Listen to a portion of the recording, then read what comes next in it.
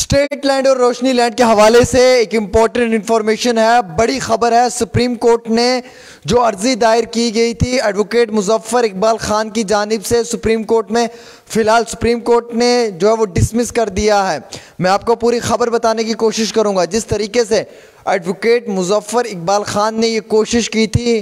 अदालत आलिया में, supreme court of India में, कि जो रोशनी लैंड के ऊपर स्ट्रक्चर्स बने हुए हैं, फ़िलहाल सरकार एंटी इंक्रोचमेंट ड्राइव में उन स्ट्रक्चर्स को ना तोड़े, उन लोगों के साथ छेड़खानी ना की जाए। लेकिन फ़िलहाल एक बड़ी दुखी खबर है और बुरी खबर है, वो ये है कि फ़िलहाल सुप्रीम कोर्ट ने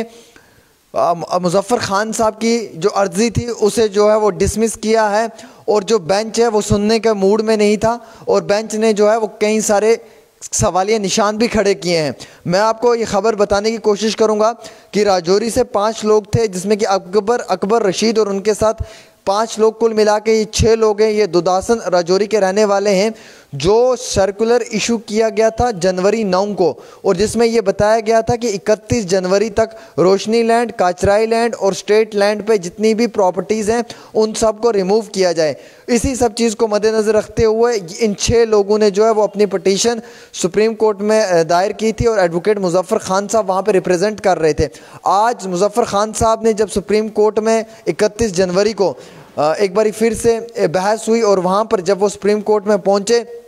तो उन्होंने जब अपनी बात सुप्रीम कोर्ट के सामने रखी तो सुप्रीम कोर्ट ने फटकार दी है और ये कहा है कि आप ट्राइबल्स के नाम के ऊपर शेल्टर नहीं ले सकते, आप ट्राइबल्स को बीच में मुलव्विज़ या इन्वॉल्व करके ट्राइबल्स का गलत फ़ायदा नहीं उठा सकते, गुजर बकरवाल लोगों का, और ये नहीं बता सकते कि ये लोग ट्राइबल्स हैं और इस तरीके से ट्राइबल का नाम देकर आप इन लोगों को प्रोटेक्ट नहीं कर सकते। हालांकि सुप्रीम कोर्ट ने ये भी कहा कि अगर ये लोग गरीब हैं तो ये लोग किस तरीके से रोशनी वाली ज़मीन के ऊपर दुकानें बना सकते हैं और इन गरीब लोगों ने किस तरीके से रोशनी की ज़मीन पर जो है वो शॉप्स बनाई हैं। और सुप्रीम कोर्ट ने ये कहा कि हम सिर्फ आपको इतनी ही रियायत दे सकते हैं कि हम आपको कुछ वक्त दे सकते हैं, एक रीज़नेबल टाइम दे सकते हैं, आप उस वक्त में वेकेट करें, उस जगह को खाली करें। सुप्रीम कोर्ट से बड़ी फटकार लगी है और मैं आपको ये बताना चाहूँगा नाजरीन कि जिस तरीके से लोगों को एक उम्मीद थी कि सुप्रीम कोर्ट की जानिब से रोशनी लैंड को लेकर जो है वो रियायत दी जा सकती है, लेकिन सुप्रीम कोर्ट ने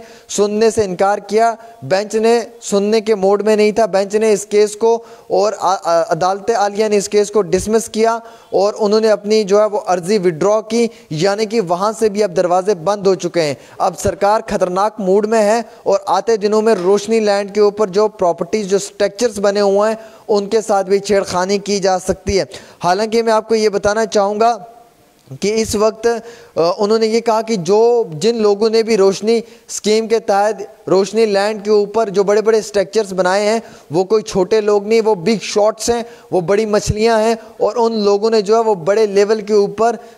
इसका गलत फ़ायदा उठाया है और कार्रवाई उन लोगों के ख़िलाफ़ हो सकती है। हालांकि सुप्रीम कोर्ट ने यह भी कहा कि अगर मैं इन लोगों को प्रोटेक्ट करूं तो इनकी वजह से एंटायर J&K के इंक्रोचमेंट पे इफ़ेक्ट पड़ेगा और इसलिए मैं इन लोगों को भी प्रोटेक्ट नहीं कर सकता। यानी कि उन लोगों के पास एक उम्मीद थी कि शायद सुप्रीम कोर्ट से उन्हें जो है वो वक्ती तो रियायत मिलेगी, लेकिन दुख की खबर है मुश्किलात में इजाफा और जम्मू कश्मीर के लोगों के लिए बुरे दिनों की शुरुआत। मैं आपको ये कहना चाहूँगा, रोशनी लैंड को लेकर एक उम्मीद थी कि सुप्रीम कोर्ट का दरवाज़ा नॉक किया है, शायद सुप्रीम कोर्ट की जानिब से कोई बेहतरीन फैसला सुनाया जाएगा या सुप्रीम कोर्ट जम्मू कश्मीर के लोगों के हक और अधिकार की बात करेगा। लेकिन सुप्रीम कोर्ट ने भी ये आज क्या डाला क्लियर कि वो इस चीज़ को सुनने के लिए राज़ी नहीं है और जो बेंच है, जिस बेंच को वहाँ पे तैनात किया हुआ था, उस बेंच ने सुनने के लिए इनकार किया। वो बिल्कुल भी मूड में नहीं थे और मुजफ्फर खान साहब को ये महसूस हुआ कि मुझे यहाँ पे अपनी अर्ज़ी जो है वो विड्रॉ करनी चाहिए और उन्होंने विड्रॉ कर दी और उनकी जानिब से, सुप्रीम कोर्ट की जानिब से जो है वो फ़िलहाल के तौर के ऊपर डिसमिस कर दिया है। और जितने भी स्ट्रक्चर्स जो रोशनी लैंड पे बने हुए हैं, जो बड़े बड़े मगरमच्छ हैं, जो बिग शॉट्स हैं, उनके ख़िलाफ़ कार्रवाई अब शुरू हो सकती है कुछ दिनों में और उनकी भी ज़मीनों के ऊपर जो है वो बुलडोज़र चल सकता है सरकार की जानिब से। हालांकि कई सारी ऐसी ज़मीनों पे ऑलरेडी सरकार ने बुलडोज़र चला दिया है। अब यहाँ पे गरीब लोगों के लिए क्या रियायत है वो मैं बताना चाहूँगा। सरकार बार बार ये कह रही है, LG इंतज़ामिया ये बार बार कह रहे हैं कि 2, 5, 10 मरले के ऊपर जिन लोगों ने गरीब लोगों ने घर बनाए हुए हैं रहने के लिए, रिहाइश गाह है उनकी, रेजिडेंशियल अकोमोडेशन है उनकी, उसके साथ छेड़खानी नहीं की जाएगी। लेकिन जो कमर्शियल प्रॉपर्टीज़ हैं, जो कमर्शियल पर्पज़ के लिए इस्तेमाल होती हैं, जिनमें दुकानें हैं, जिनमें कार वॉश हैं, जिनमें और भी प्रॉपर्टीज़ के साथ साथ रेंट पे दी जा रही हैं, उन पे सख्त कार्रवाई की जाएगी। और सबसे पहले उन लोगों पे कार्रवाई की जाएगी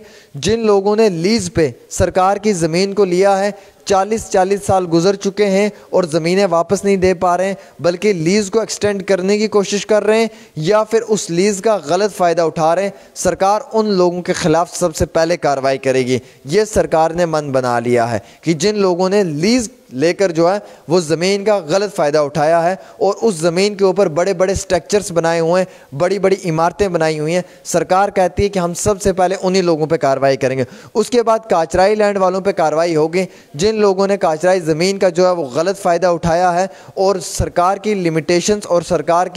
की जो बताई हुई गाइडलाइंस है उनको वायलेट किया है, उन पे भी सख्त कार्रवाई होगी। उसके बाद स्टेट लैंड में जिन लोगों ने घर बनाए हुए हैं या स्टेट लैंड में घर के साथ साथ जिन लोगों ने बड़े बड़े कमर्शियल हब्स बनाए हुए हैं, बड़ी बड़ी इमारतें बनाई हुई हैं, बैंक्वेट्स हॉल बनाए हुए हैं और उसके साथ साथ बड़े शॉपिंग मॉल या कुछ बड़े होटलियर्स या बड़ी बड़ी जो इंडस्ट्रीज़ बनाई हुई हैं, उन लोगों पे भी जो है वो पीला पंजा बुलडोज़र चल सकता है। ये भी सरकार का मानना है। उसके बाद जो वो रोशनी लैंड वाले हैं, क्योंकि रोशनी लैंड को भी लेकर जिन लोगों ने कमर्शियल यूज़ किया है और बड़ी बड़ी इमारतें बनाई हुई हैं और जिस तरीके से रोशनी लैंड के कानून का गलत इस्तेमाल किया है, उन लोगों पर भी कार्रवाई हो सकती है। अब यहाँ पर छूट किसको है, यानी कि इंसाफ किसको मिल सकता है? फ़िलहाल एज़ पर इनिशियल रिपोर्ट्स ये बताया जा रहा है कि जिन लोगों के पास 2 से 5 मरले जगह है या 2 से 10 मरले जगह है और उन लोगों ने अपनी रिहाइश गाह के लिए 2, 4, 5 कमरे बनाए हुए हैं, शायद उन लोगों को जो है वो सरकार रियायत दे सकती है और उन लोगों के घरों के साथ छेड़खानी नहीं की जा सकती है, ना ही उन पर बुलडोज़र चलाया जा सकता है, ऐसा सरकार का कहना और मानना है। लेकिन वादी कश्मीर में शोपियान, कुलगाम, बांडीपुरा, अनंतनाग के अंदर हमें ये तस्वीरें दिखाई दी हैं कि जहाँ पर गरीब लोगों ने 5-10 मरले की जगह पे घर बनाया था, उन घरों को जो है वो बिल्कुल भी तोड़ ताड़ की जा रही है, उनके खिलाफ जो है वो सख्त कार्रवाई की जा रही है। तो इस तरीके से अब एलजी इंतज़ामिया ने जो ऑर्डर या जो स्टेटमेंट जारी किया, ऑर्डर तो नहीं स्टेटमेंट जारी किया, उस स्टेटमेंट को लेकर लोगों का ये कहना है कि उन्हें वाइट पेपर में वाइट एंड ब्लैक में जो है वो उन्हें डॉक्यूमेंट्स दिए जाएँ। एलजी साहब एक ऑर्डर जारी करें अपने आला हुकाम एडमिनिस्ट्रेशन को मद्देनज़र रखते हुए और एलजी इंतज़ामिया